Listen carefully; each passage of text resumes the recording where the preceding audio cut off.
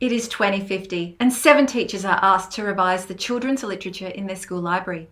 As teachers do, they begin talking about their practices for using literature to reflect on and teach social ideologies. They talk about how the Convention on the Rights of the Child and the Melbourne Declaration have stood the test of time, providing authors and editors with a framework of inclusiveness around gender and racial issues. They discuss how, for example, the emissions trading scheme has been in operation in Australia for over a generation, yet they wonder if ecological sustainability as an ideology has been taken up to the same extent.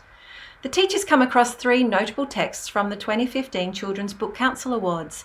As they review these texts, they question if the messages in the texts advocate for ecological sustainability in ways that are now culturally acceptable or not.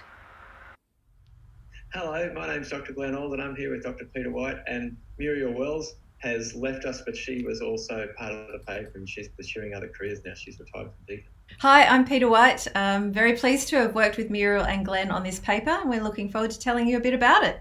Yeah, our interest in children's lit began with looking back over our careers when we've seen removal of books from libraries in schools because of their non-inclusive nature. We all have a strong social justice agenda as authors, and we were seeing how those removals connected to that social justice agenda. So we thought that we'd unpack our thinking around sustainability and see if we could bring that to the table and maybe put it on the same level as gender and race have been considered previously, bring it up to a critical level of recognition of how important it really is to see the messages that are implicit in children's literature.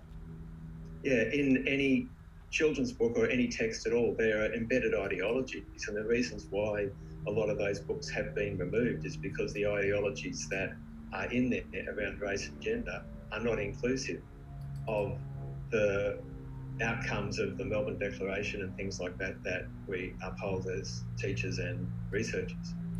And we've created a framework here, haven't we, Pete? Yeah, we went to some structures that we knew were strong and were already in place, like the principles for education for sustainability in Australia.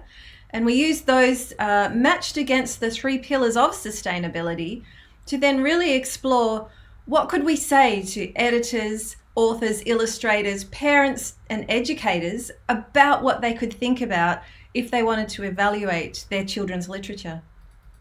Yeah, and it's looking at the present, but also looking at the future in the ways that we can uphold the rights of children to have the best quality literature and the best experiences in education as they can around high quality children's texts. And what we were finding was that some of those award-winning texts, that if we put that framework over the top of them, don't stack up.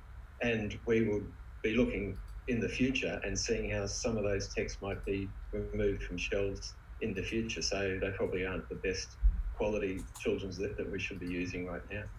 So we thought it was important to look at quality literature to make our estimations. So we went to the Children's Book Awards. Glenn, can you tell us a little bit about how important the book awards are and what they were able to provide us in terms of a list? Yeah, well, the book awards are an institution themselves almost, and they also dictate what a lot of libraries and teachers use in their resourcing, just because it's been critiqued and there's high quality editorial judging sort of going on there to select what is the best books of integrity, basically. So, yeah. And I think what was really interesting in one of the books we explored, there's a fabulous story about animals going out and adapting their environment to make it more aesthetic, more interesting, more beautiful.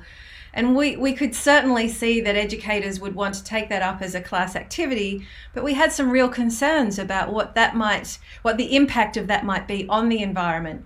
So this is an example of how we really wanted to look inside the messages that are provided in children's literature and think carefully about what that could mean for, us as educators or for us as parents.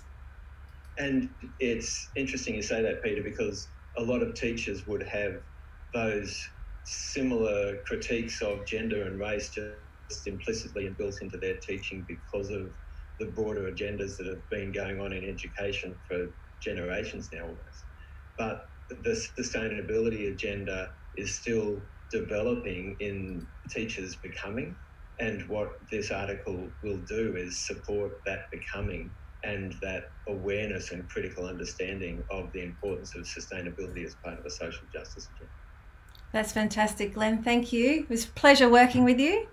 Yeah, and you too, Peter. It's been wonderful. Okay, we'll look out for our next paper. It's on the way.